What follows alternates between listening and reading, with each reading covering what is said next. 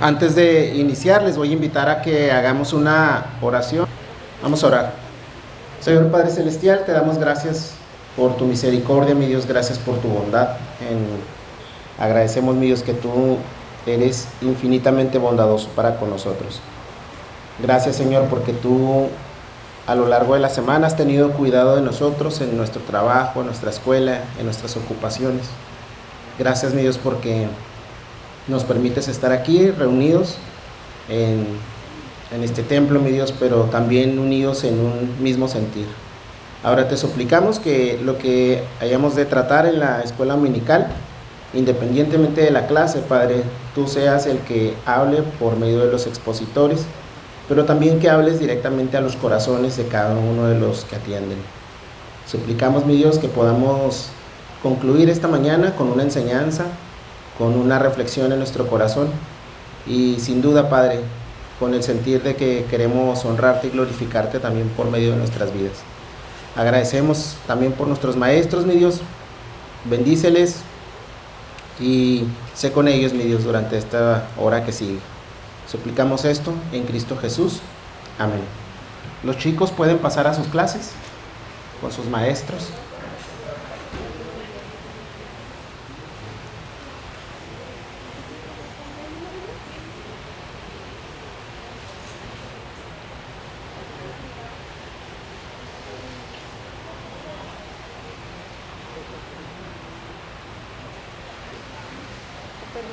Ándele, hermana, pásele.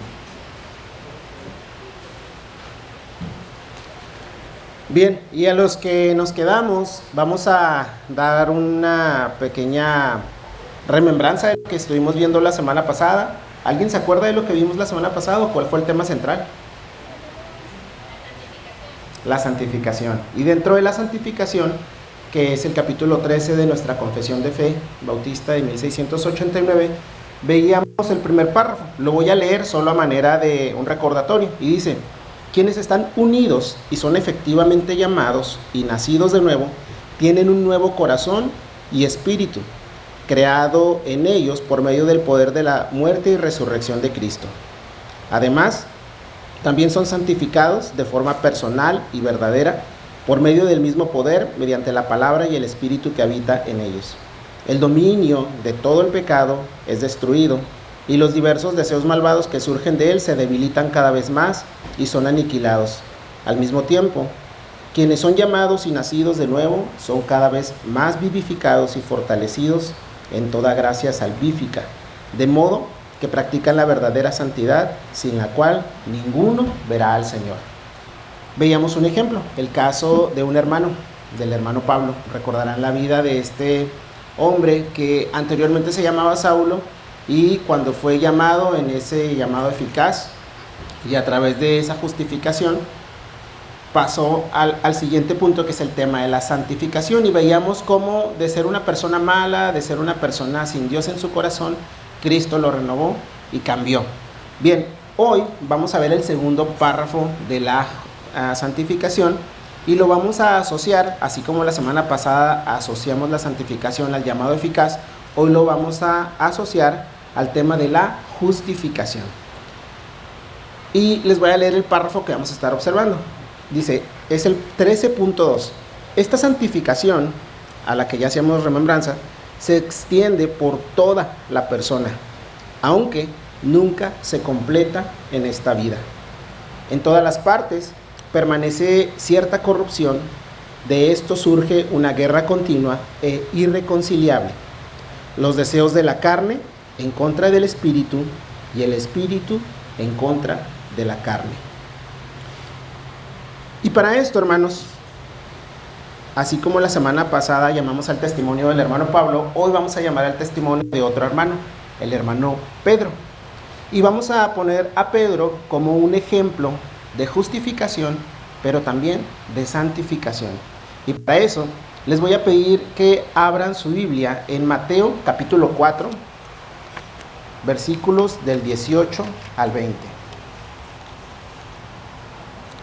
Mateo 4, del 18 al 20.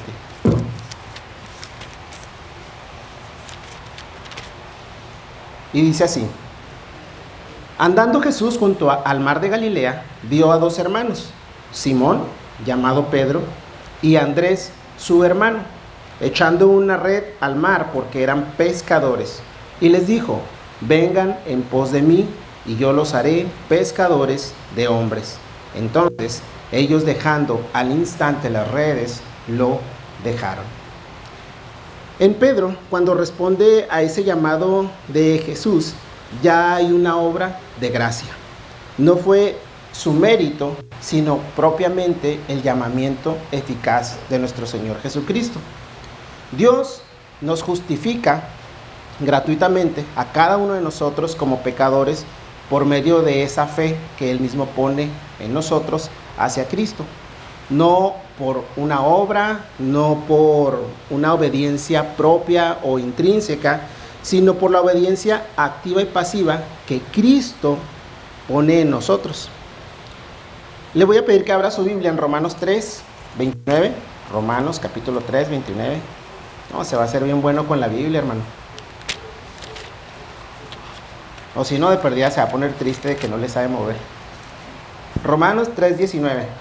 Dice: ahora bien, sabemos que cuanto dice la ley, lo dice a los que están bajo la ley, para que toda boca se calle y todo el mundo sea hecho responsable ante Dios. Filipenses capítulo 3, versículo 9 también. Filipenses 3, 9. Dice: y ser hallado en él, no teniendo mi propia justicia derivada de la ley, sino la que es por la fe en Cristo, la justicia que procede de Dios sobre la base de la fe. Y esto nos indica quién pone en nosotros la fe, por quién somos justificados, de quién es la iniciativa, de quién es el llamado. ¿Acaso de nosotros? No, es la gracia de Dios obrando en nuestras vidas. Es aquel que nos llamó, es aquel que nos está justificando. Y así como pudimos ver en Mateo 4, del 18 al 20, Pedro en algún momento fue llamado y atendió. Probablemente no lo entendía bien, pero dejó las cosas y siguió a Cristo. En este acto o en esta parte podemos ver la obra de nuestro Señor, la justicia por medio de un acto de gracia. El segundo punto que podemos ver en la vida de Pedro es un proceso que inicia a partir de esa justificación, a partir de ese llamado eficaz. Podemos ver en Pedro, y le voy a pedir que abra su Biblia ahí en Mateo, capítulo 14, versículos del 28, Mateo, 14, del 28 al 31. Mateo 14, del 28 al 31. Y dice así: y Pedro le respondió: Señor, si eres tú, mándame que vaya a ti sobre las aguas. Ven, le dijo Jesús. Y descendiendo Pedro de la barca, caminó sobre las aguas y fue hacia Jesús. Pero viendo la fuerza del viento, tuvo miedo y empezando a hundirse, gritó: Señor, sálvame. Al instante, Jesús, extendiendo la mano, lo sostuvo y le dijo: hombre de poca fe, ¿por qué dudaste? Pero también vemos en Mateo capítulo 16, versículo 16, lo siguiente: Simón Pedro respondió: tú eres el Cristo, el Hijo del Dios viviente. Si pueden observar a Pedro, lo vemos en algún punto de conformidad con esta historia. ¿Recuerdan ese capítulo donde están en la barca y Pedro ve a lo lejos a Jesús caminando sobre las aguas? Y pues imagínense, ¿no?, el impacto para empezar. Pero Pedro duda de alguna manera y le dice: Jesús, si eres tú, mándame a llamar. Y Jesús le dice: acompáñame.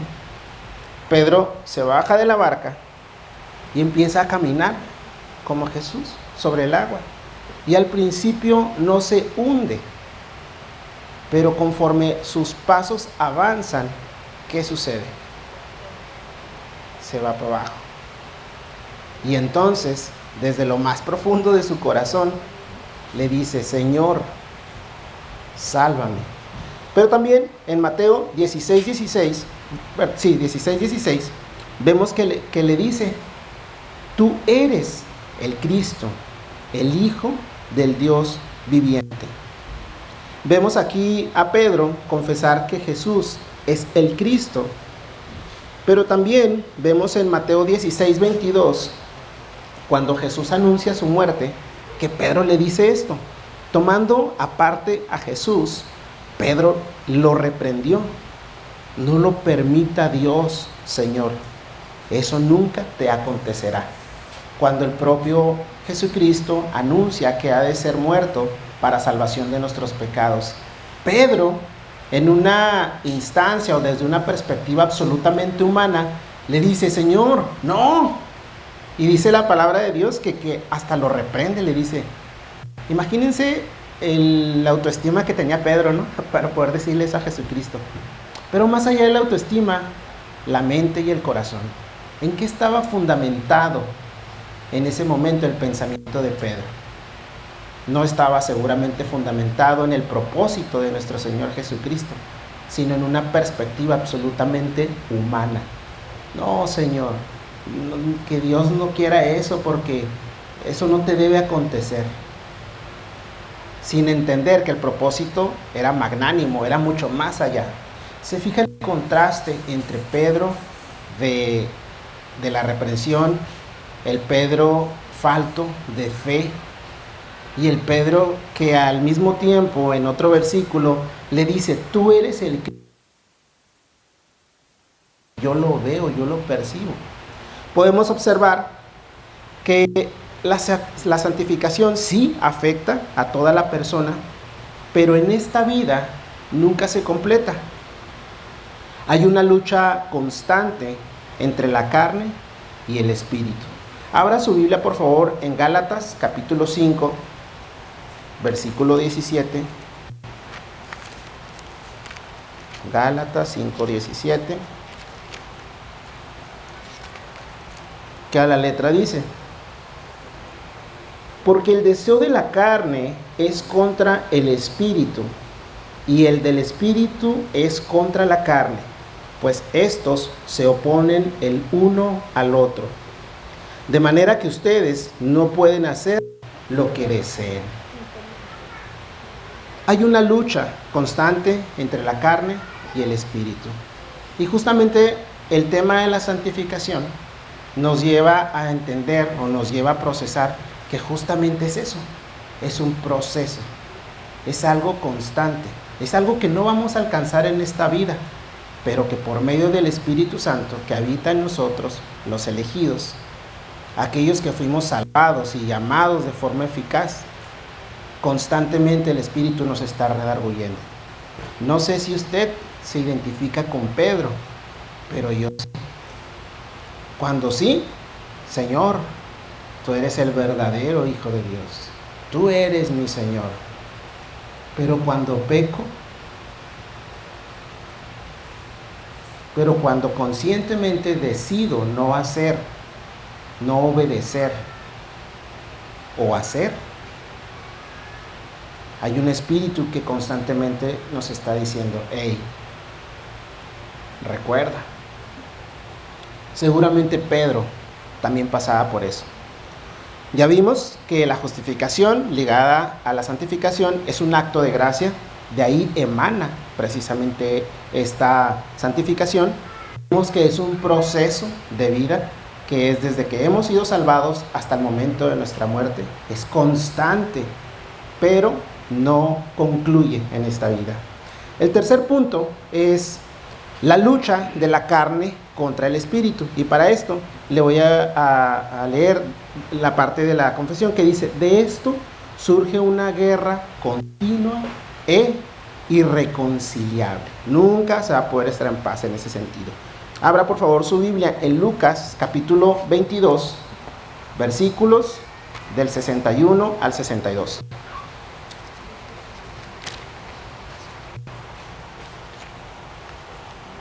Lucas capítulo 22, versículos 61 y 62. Dice, el Señor se volvió y miró a Pedro.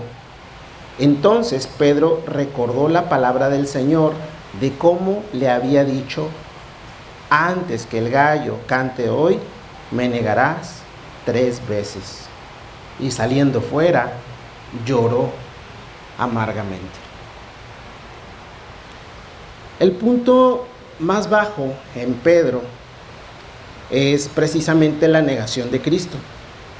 La carne prevaleció en temor, mostrando que la santificación no es lineal, sino un campo de batalla. Esta lucha entre la carne y el espíritu, vuelvo a la instancia, recordarán ustedes cuando Pedro está con el Señor y le dice, tú eres, no, y yo, Señor Jesucristo, soy tu mayor seguidor.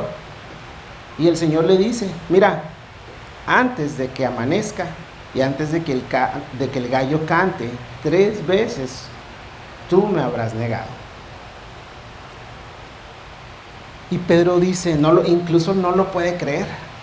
Pero vemos en las Escrituras que cuando está ahí ante la presión social y le dicen, hey, tú hablas como Jesús, el Nazareno.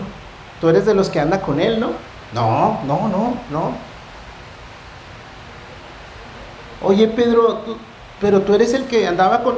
No. Pero tú... No. A veces como cristianos tenemos constantemente como cristianos, como hijos de Dios, tenemos esta constante lucha. Tenemos constantes luchas. Pero entiéndase que la lucha de la carne contra el espíritu es una cuestión que va a ser irreconciliable. Es constante. No quiere decir con esto que lo entendamos y lo percibamos de una manera normal. No debe ser normalizado. Por el contrario, ¿quién nos redarguye? El Espíritu Santo. Nuestra propia salvación. La elección que hizo Cristo por nosotros. Y constantemente te está diciendo, hey. Y alguna vez, como Pedro, ¿usted ha negado a Jesucristo? Con sus actos, con sus palabras, no se diga en público, con sus pensamientos, en lo intrínseco, en la soledad de su hogar. ¿Ha negado a Jesucristo con sus actos, con su conciencia? Desde luego. Pero entienda que justamente esta parte de la confesión nos llama a tratar de entender eso.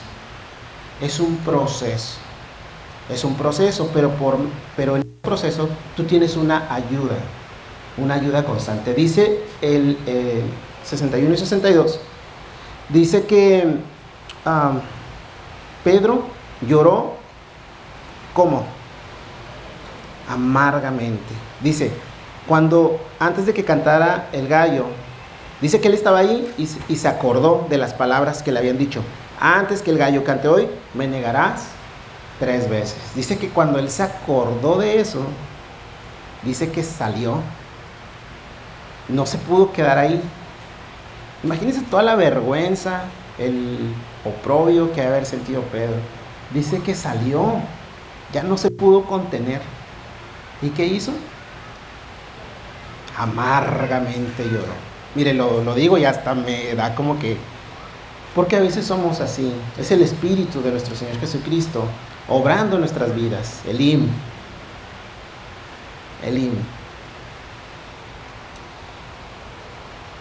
El cuarto punto es el arrepentimiento y la restauración. Ahí en la confesión, en el 13.3 dice, aunque la corrupción puede prevalecer por un tiempo, el Espíritu renueva y vence. Ahí en Lucas 22:62 precisamente dice, y saliendo fuera, lloró amargamente. En Pedro, después de negar y llorar, luego Cristo lo restaura y lo comisiona. Abra su Biblia en Juan, capítulo 21, versículos del 15 al 17. Juan 21 al 17. Juan capítulo 21 del 15 al 17. Dice: cuando acabaron de desayunar, Jesús dijo a Simón Pedro: Simón, hijo de Juan, ¿me amas más que estos? Sí, Señor, tú sabes que te quiero, le contestó Pedro. Jesús le dijo: apacienta entonces mis corderos. Volvió a decirle por segunda vez: Simón, hijo de Juan, ¿me amas? Sí, Señor, tú sabes que te quiero, le contestó Pedro. Jesús le dijo: pastorea mis ovejas. Jesús le dijo por tercera vez: Simón, hijo de Juan, ¿me quieres? Otras versiones dicen: ¿me amas? Pedro se entristeció porque la tercera vez le dijo: ¿me quieres? Y le respondió: Señor, tú lo sabes todo, tú sabes que te quiero. Apacienta mis ovejas, le dijo Jesús. Aunque la corrupción puede prevalecer por un tiempo, el Espíritu renueva y vence. Aquí se cumple lo dicho en la confesión: la fe verdadera nunca está muerta, sino que se expresa en obediencia y amor. Cuando usted y yo hemos caído en pecado, y después de que somos conscientes, somos conscientes siempre, pero después de que el Espíritu nos redarguye y nos salimos y lloramos amargamente, y esa tristeza cae en nuestro corazón, el Espíritu Santo también nos restablece, nos restaura. Es un acto dentro de la santificación que es constante. ¿Por qué? Porque te llama. Y si tú sigues aquí, no es por mérito propio, es porque el Espíritu constantemente te está restaurando. Te está diciendo: hey, aquí estoy contigo. Sí, te equivocaste. Sí, me negaste. Sí, lo expresaste, lo hiciste o lo dejaste de hacer. Pero aquí estoy yo. Yo soy el camino, la verdad y la vida. Y en este versículo que acabamos de leer en la vida de Pedro, el Señor le pregunta 3 veces otra vez. Igual, así como lo negó, le preguntó: oye, Pedro, ¿tú me amas? Y Pedro dice: sí, Señor, yo te amo, yo te quiero. Pedro, ¿pero me amas? Sí, Señor, yo te amo, yo te quiero. Pedro. Y ya es cuando Pedro se entristece y dice: Señor, pues no hay nada que tú no sepas, y tú sabes que sí te quiero. Ese momento no fue por una iniciativa de Pedro. Ese llanto, esa amargura, esa expresión, el amar a Jesucristo, no fue por Pedro. Porque si por Pedro o por nosotros fuera, probablemente ya ni estaríamos aquí. Eso lo pone Cristo, eso lo pone nuestro Dios, eso lo pone el Espíritu Santo. Es el acto de estarnos restaurando constantemente. Y eso es algo que usted y yo debemos ver en nuestras vidas, día a día. ¿Sí? ¿Hay una lucha constante? Sí, pero tenemos una ayuda, tenemos un consolador, tenemos a alguien que constantemente nos está ayudando y nos está redarguyendo. Y esos votos, esa fe debe ser constantemente renovada. Y es el Espíritu el que la inicia. Desde luego, hay responsabilidad, que es lo que vamos a ver en la próxima clase. Sí, hay un cierto grado de responsabilidad o de acción donde los medios de gracia nos llevan a potencializar eso. Pero en sí, quien redarguye, quien nos salva, quien nos restaura, es el Señor Jesucristo por medio de su Espíritu Santo. Bien, ya hemos visto que es un acto de gracia, es un proceso en la vida, es una lucha de la carne entre el espíritu y entre la carne y el espíritu. Y hemos visto que Todo esto nos lleva a un arrepentimiento, pero también a una restauración. Decía la confesión, aunque la corrupción puede prevalecer por un tiempo, el Espíritu renueva y vence. Llévese eso. Aquí se cumple lo dicho en la confesión, la fe verdadera nunca está muerta. Por más mal que usted sienta, si el Espíritu lo está redarguyendo, es Cristo obrando en su vida. Y no lo va a soltar, no lo va a soltar, porque usted es un elegido. La fe verdadera nunca está muerta, sino que se expresa en obediencia y amor. A eso somos llamados, a ser obedientes, a ser amorosos. ¿Duele? Duele. Duele. Pero justamente es parte del proceso. La quinta cosa que vamos a ver hoy es el poder del Espíritu en la santificación. Ahí en Hechos 2, del 14 al 41, está súper larguísimo, no lo vamos a leer, pero sí vamos a leer algunos versículos en específico. Abra su Biblia en Hechos 2, del 14 al 41.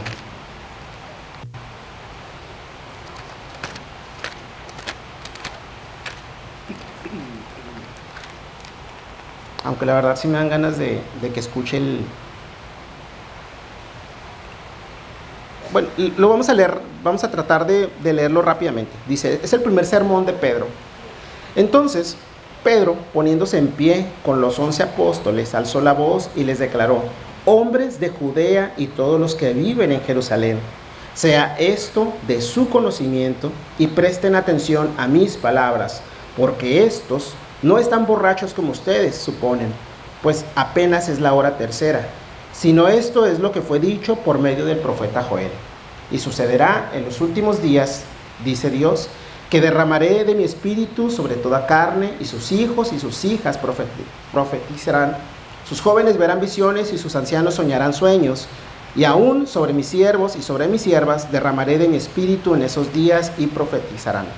Y mostraré prodigios arriba en el cielo y señales abajo en la tierra, sangre, fuego y columna de humo. El sol se convertirá en tinieblas y la luna en sangre, antes que venga el día grande y glorioso del Señor. Y sucederá que todo aquel que invoque el nombre del Señor será salvo. Hombres de Israel, escuchen estas palabras. Jesús el Nazareno, varón confirmado por Dios entre ustedes con milagros, prodigios y señales que Dios hizo en medio de ustedes a través de él, tal como ustedes mismos saben.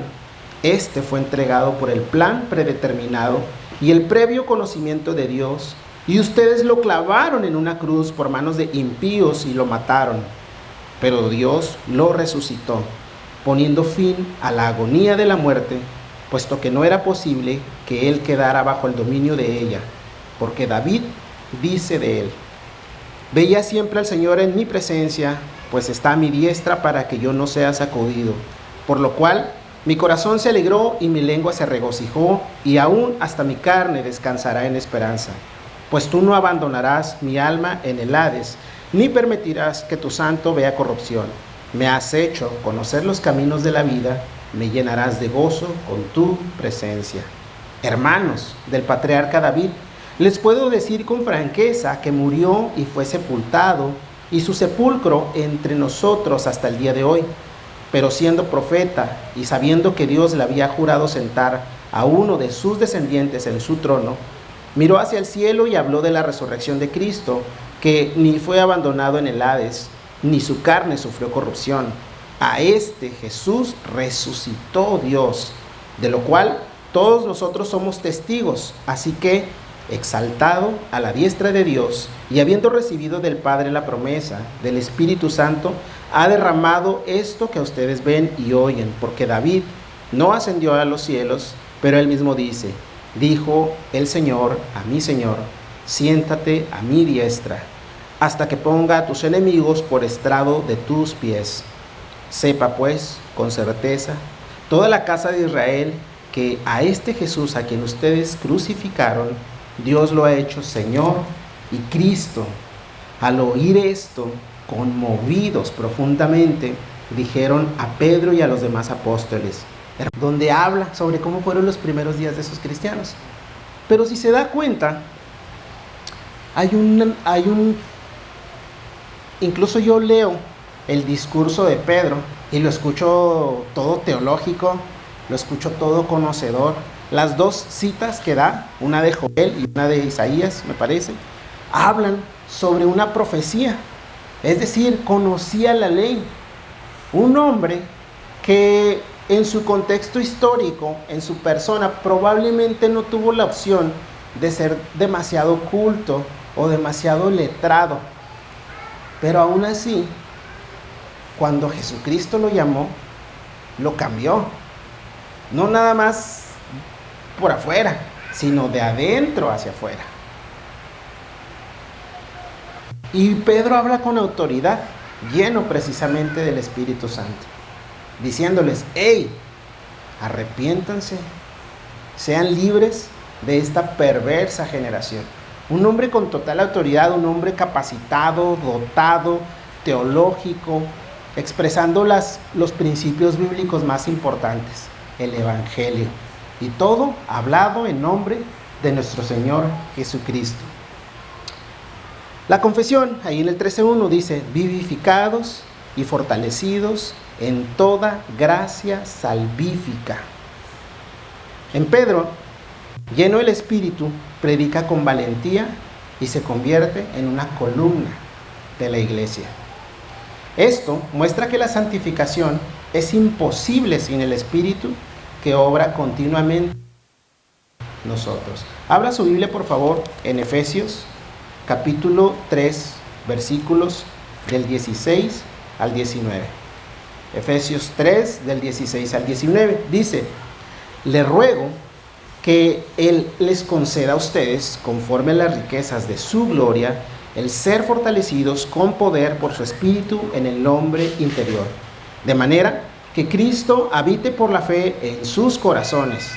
También ruego que, arraigados y cimentados en amor, ustedes sean capaces de comprender con todos los santos cuál es la anchura, la longitud, la altura y la profundidad, y de conocer el amor de Cristo que sobrepasa el entendimiento, el conocimiento, para que sean llenos hasta la medida que toda la plenitud de Dios. ¿De dónde emana nuestra sabiduría? ¿De dónde emana la verdad? ¿De dónde emana todas esas acciones que pudiéramos llegar a hacer por el nombre de nuestro Señor Jesucristo? No provienen de nosotros, provienen justamente de este Espíritu que se menciona aquí, obrando en nuestras vidas como un proceso, como parte de esa restauración, pero también por medio de ese poder del Espíritu Santo, obrando en nuestras vidas por medio de esa constante santificación. Ese es el hecho. Así que si tenemos en nuestra mente alguna otra razón por la cual hemos de ser constantes, hemos de ser serviciales, hemos de ser atentos, hemos de ser cumplidos, no es por nuestra obra. Es justamente por la obra de nuestro Señor Jesucristo, obrando por medio de esa santificación día a día, constante. Por último, vamos a hablar sobre la santificación, que es continua, pero también progresiva. En la confesión, los que traigan su confesión la pueden abrir ahí, es el capítulo 13. En la confesión 13:3 dice: los santos crecen en gracia, perfeccionando su santidad en el temor de Dios.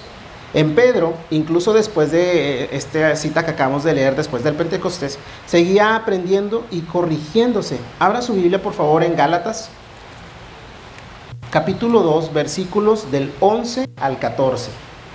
Gálatas 2, del 11 al 14. Dice: pero cuando Pedro vino a Antioquía, recuerden que esta carta, ¿quién la escribió? Gálatas.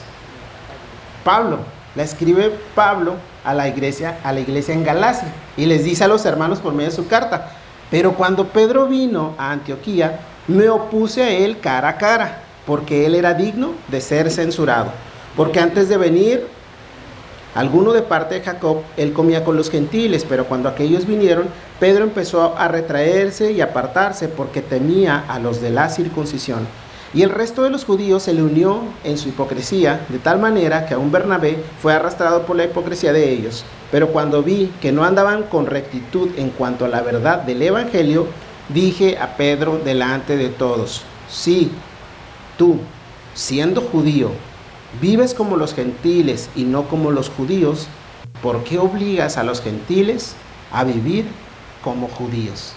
Si se dan cuenta, en esta parte, los santos, como Pedro, los santos como usted y como yo, crecemos en gracia, pero vamos perfeccionando su santidad en la medida del temor que tenemos a nuestro Dios. Es decir, en otras palabras, somos sujetos, a pesar de que Dios obra en nuestras vidas, a pesar de que estemos dispuestos, a pesar de que Él hace su obra, ¿somos susceptibles al pecado? Pregunto, hágale así o hágale así. ¿Somos susceptibles al pecado? Sí, desde luego.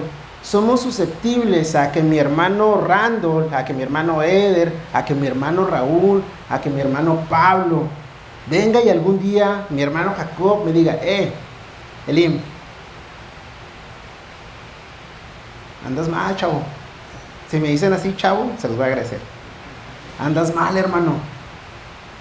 Te puedo hacer una pregunta: ¿por qué hiciste esto? ¿O por qué expresas esto? Desde luego, seguramente es el proceso de la santificación en la vida de ustedes, diciendo: ay, el hermano Elim la anda regando. Pero es también parte del proceso. Sí, somos susceptibles, porque la santificación es continua y progresiva. Es decir, va a ser desde aquí hasta que nos muramos, sí, pero va a ir haciendo un proceso y una progresión.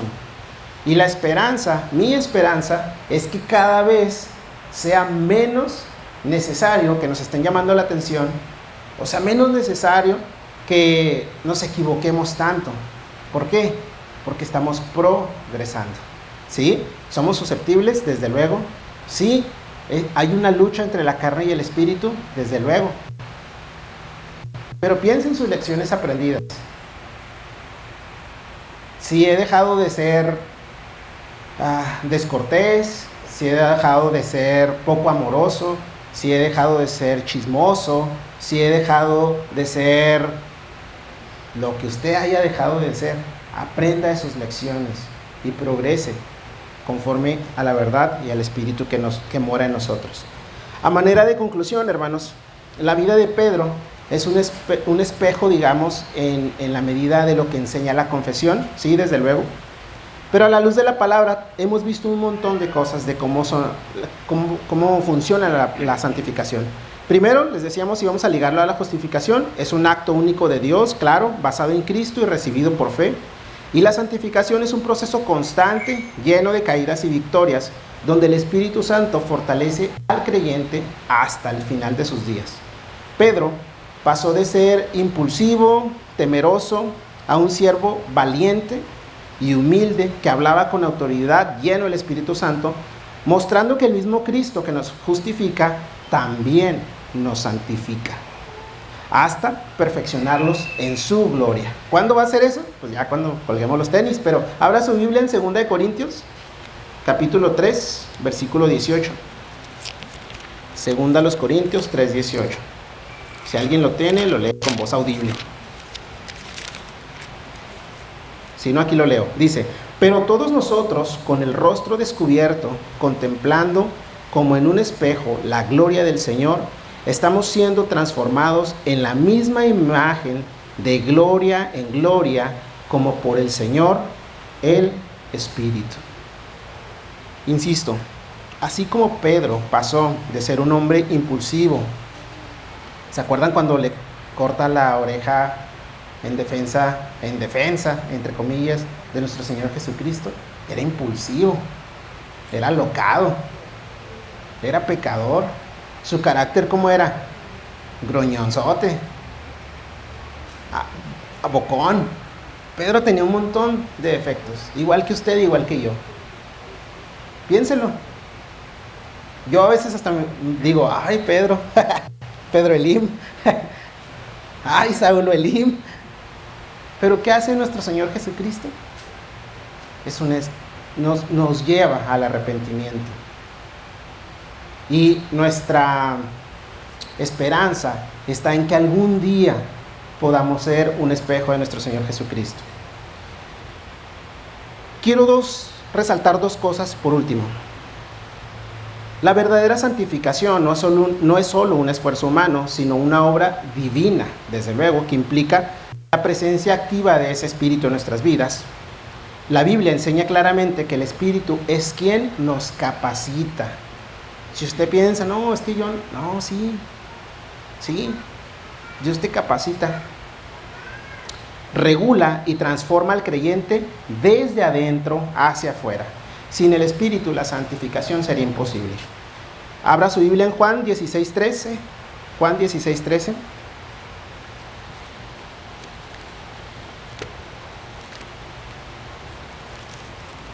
Si alguien lo tiene, por favor.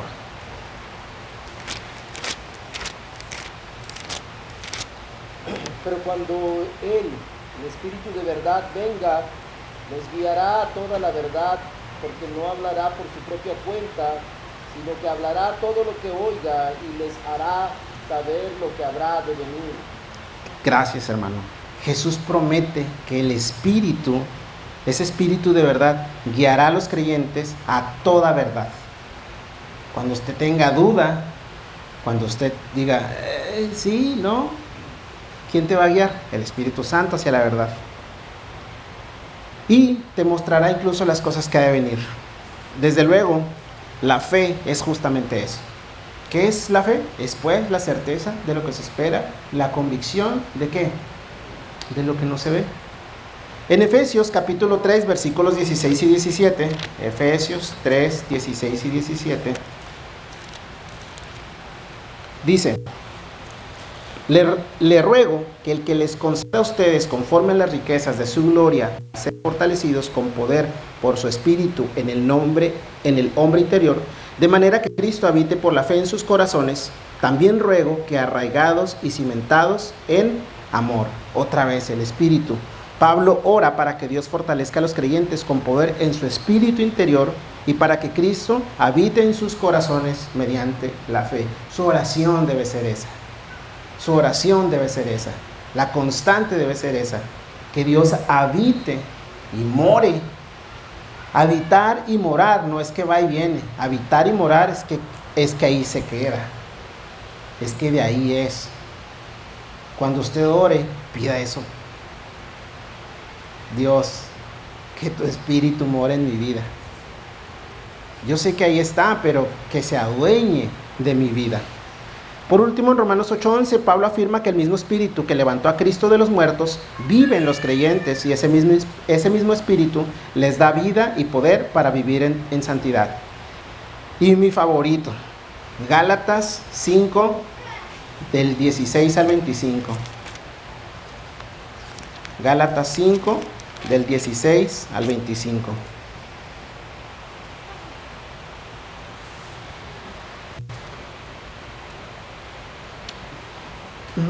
Hay un montón de cosas aquí que decir, pero dice, anden por el espíritu y no cumplirán el deseo de la carne, porque el deseo de la carne es contra el espíritu y el del espíritu es contra la carne, pues estos se oponen el uno al otro, de manera que ustedes no pueden hacer lo que deseen, pero si son guiados por el espíritu, no están bajo la ley. Ahora bien, las obras de la carne son evidentes, las cuales son, escuche usted, inmoralidad, impureza, sensualidad, idolatría, hechicería, enemistades, pleitos, celos, enojos, rivalidades, disensiones, herejías, envidias, borracheras, orgías y cosas semejantes, contra las cuales les advierto, como ya lo he dicho antes, que los que practican tales cosas no heredarán el reino de los cielos. Pero el fruto del Espíritu es amor, gozo, paz, paciencia, benignidad, bondad, fidelidad, mansedumbre, dominio propio. Contra tales cosas no hay ley. Pues los que son de Cristo Jesús han crucificado la carne con sus pasiones y sus deseos. Si vivimos por el Espíritu, andemos también por el Espíritu. Qué intenso. ¿Cuáles son mis frutos? ¿Qué es lo que hay y qué es lo que emana de mi corazón y de mi alma, de mi espíritu hacia afuera? ¿Los actos de la carne o los frutos del Espíritu? Roguemos a Dios que constantemente en nosotros ponga gozo, paz, paciencia, benignidad, amor, mansedumbre. Roguemos a Dios que eso ponga. Entonces, en conclusión, el poder del Espíritu en la santificación es totalmente relevante y la santificación es continua y progresiva. 2 Corintios 3:18, Pablo expresa que los creyentes son transformados de gloria en gloria por medio del Espíritu del Señor. Filipenses 1:6, Pablo afirma con confianza que Dios, que empezó la buena obra en los creyentes, la perfeccionará hasta el día en que vuelva Jesucristo. Colosenses 1:10, se ora para que los creyentes vivan de manera digna del Señor, siendo agradables a Él, fructificando en buenas obras y creciendo en el conocimiento de Dios.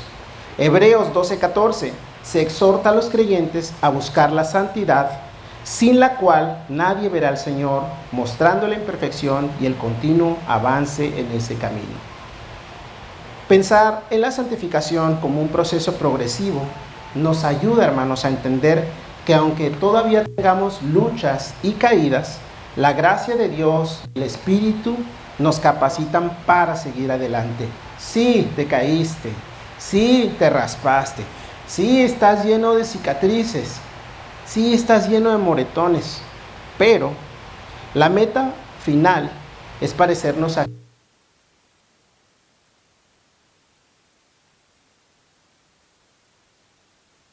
es cuando seremos incorruptibles. Pero recuerde, tenemos la esperanza de aquel que habita y mora en nosotros. Tarea. ¿Se ha leído una vez 2 de Timoteo 3:16? ¿Alguien se lo sabe de memoria?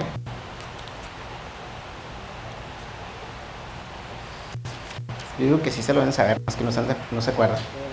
Toda la escritura, dice, es inspirada por Dios y útil para enseñar, para redarguir, para instruir en justicia, a fin de que el hombre de Dios sea enteramente perfecto para toda buena obra.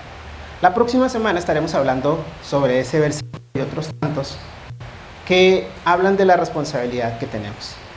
Sí, ya todo lo que dijimos hoy, el Espíritu, la santificación, el proceso, pero también en nosotros hay 1 miligramo de responsabilidad, y es que usted acuda por medio de esta oración. Dios habita en mí, mora en mí, pero también a que escuche y sea atento a su palabra. Para eso es la Escritura, a fin de que el hombre sea enteramente perfecto para toda buena obra. Bien, vamos a orar para concluir la lección del día de hoy. Por favor, si hay alguna duda, algún comentario, se lo pueden hacer al pastor Raúl. No es cierto, este sería un buen momento. De la clase pasada o esta, porque la vez pasada tampoco se me va y no di oportunidad. Estoy con el hermano Randall. ¿Alguien? ¿Alguna duda, algún comentario, algo que quiera expresar, algo que no quedó claro tal vez? ¿No? ¿O les digo quién tiene cara de como que quiere participar? ¿No? Bien, bueno, entonces vamos a orar, hermanos. Vamos a orar y dar gracias al Señor por esta mañana y por lo que Él seguramente quiere que esté en nuestros corazones. Señor Padre Celestial, te damos gracias, mi Dios, en esta ya tarde, mi Dios, por toda la bendición y misericordia que derramas en nuestras vidas a través del hecho simplemente de que podamos ser hijos tuyos, de que podamos respirar y estar aquí, mi Dios.